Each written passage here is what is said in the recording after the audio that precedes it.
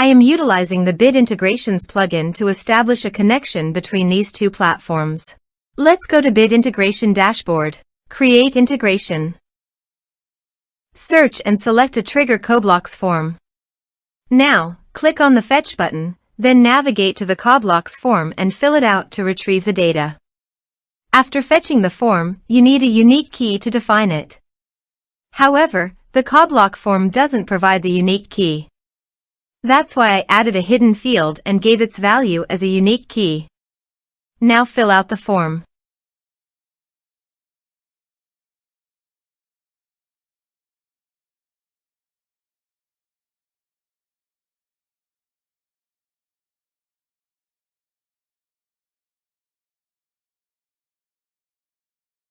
Return to the integration site to view the successfully fetched data. Now check all the fields under the object. Then choose the hidden field as a unique key.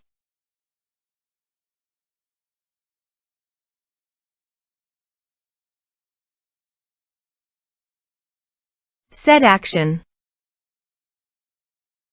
Search and select MailPoet. Connect.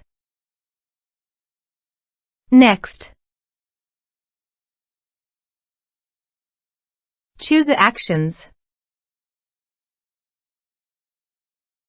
Select a list. Select tags.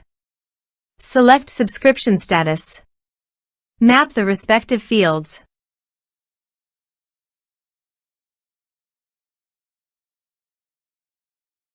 You can update contact by checking the box.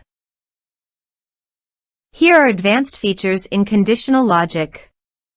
If you want, you can use it for your own requirement. Click on Next. Finish and save it.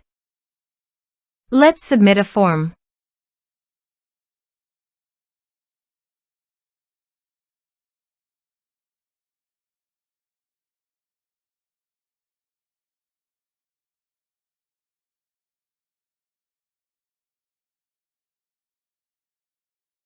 Submit it.